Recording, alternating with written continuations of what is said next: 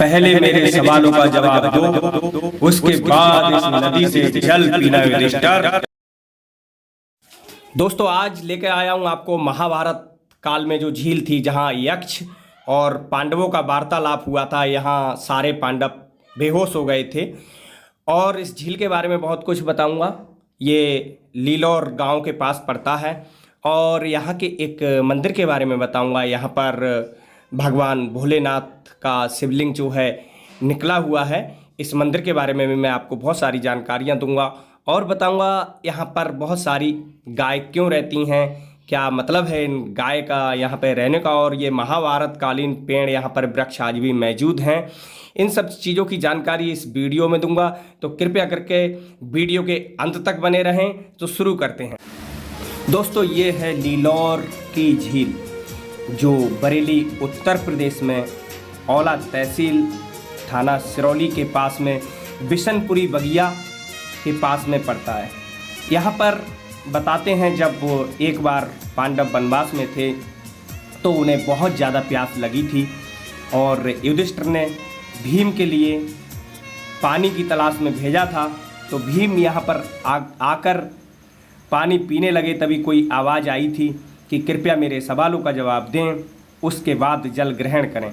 मगर भीम ने वो बात अनसुनी कर दी थी, तो वो पानी पी के मूर्छित हो गए थे। इस बात को तो आप सभी लोग जानते हो कि सारे पांडव यहाँ पर बेहोश हो गए थे। फिर यक्ष ने युधिष्ठिर से बहुत सारे सवाल किए थे, जिनका सब जवाब युधिष्ठिर ने यहीं इसी झील पे दिया था।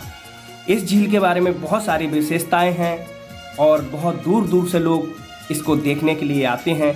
ये काफ़ी बड़े एरिया में ये झील है। यहाँ पर ये जो पार पहले जो थी वो पुराने समय की बनी हुई थी। अभी गवर्नमेंट ने जो है चारों तरफ इसके रोड डलवा दिया है, ताकि कोई भी अगर इस झील की परिक्रमा देना चाहें तो बाइक से जल्दी लगा सकता है। और कहते हैं कि जो भी इस झील की परिक्रमा करता है या यहाँ स्नान करता है, वो अपने सारे पापों से मुक्त हो जाता है। इसी झील के बारे में स्थानीय निवासी ने क्या कहा, आइए देखते हैं एक रिपोर्ट में। सबसे पहले तो मेरे चैनल में आपका स्वागत है।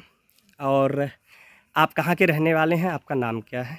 मेरा नाम शैलेंद्र सिंह, ग्राम बिशनपुरी, लीलौर बुजुर्ग। ये प्राचीन काल के पेड़ है। यहाँ पे जो पांडवों का अज्ञातवास जो खत्म हुआ, वो यहाँ ठहरे हुए थे। यहाँ पे किसी समय में राजा नीलदत्त घूमने के लिए आए। अच्छा, नीलदत्त के बारे में अगर हम बात करेंगे, हाँ जी, तो ये कहाँ के रहने वाले थे? उन्होंने यहाँ पर जैसे सोच के लिए उन्हें पोटी लगी थी जी। तो जब पोटी लगने के बाद में जब सोच के लिए गए थे, तो उनके हाथ में जो उंगलियां थी वो कोड़ टाइप की थी जी।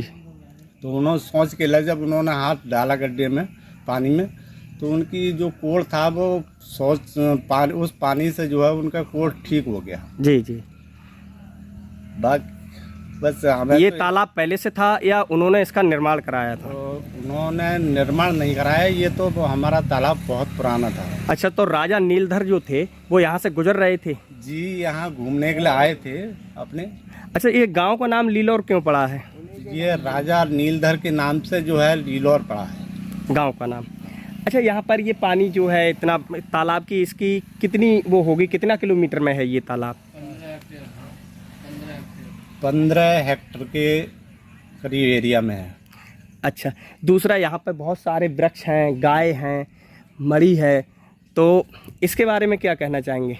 ये तो गाय हमारी बहुत पहले से ही हैं, जंगली गाय हैं, कम से कम 300-400 गाय हैं और यहाँ पहले से ही रहती हैं। इतनी बड़ी धरोहर है, पुरानी मतलब बहुत पुराना, इसको महाभारत काल से कहेंगे। तो यहाँ पे जो है सरकार ध्यान देती है या नहीं?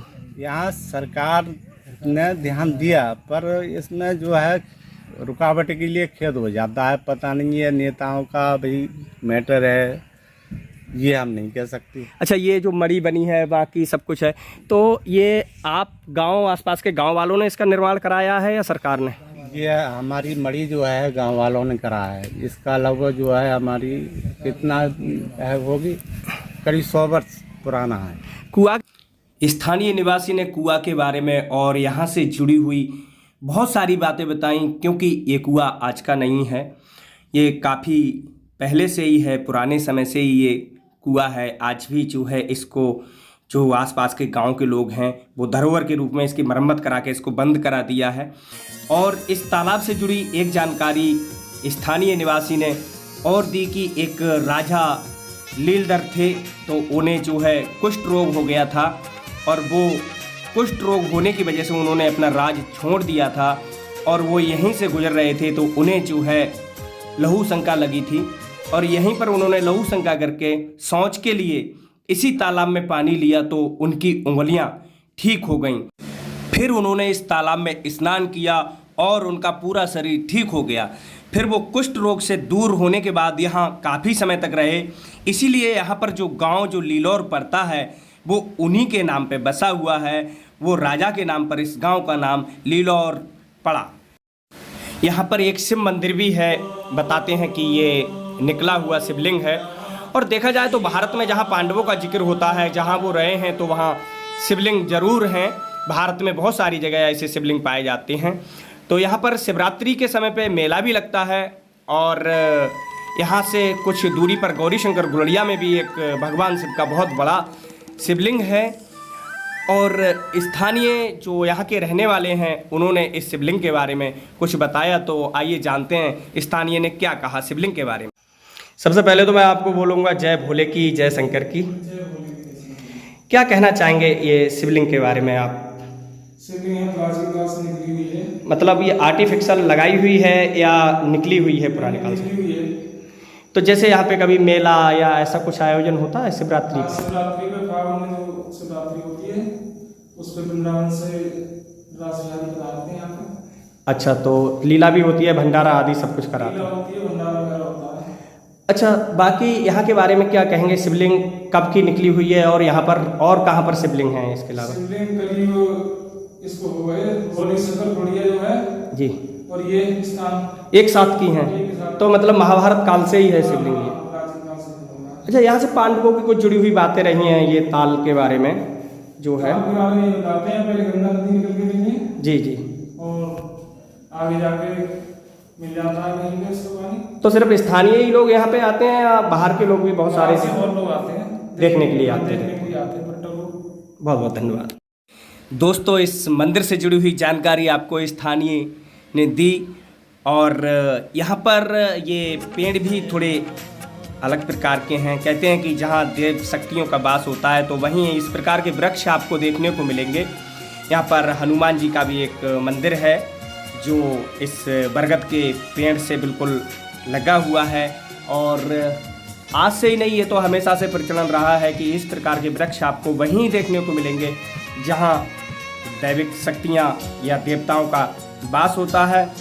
यहाँ पर गाय भी बहुत सारी संख्या में आपको देखने को मिलती हैं और बहुत ही जगह में ये गाय रहती हैं। सुंदर सुंदर उनके छोटे छोटे बछड़े बछियाँ भी यहाँ पे आपको देखने को मिलेंगे। ये यहीं चुंगती हैं और इसी झील का पानी पीती हैं।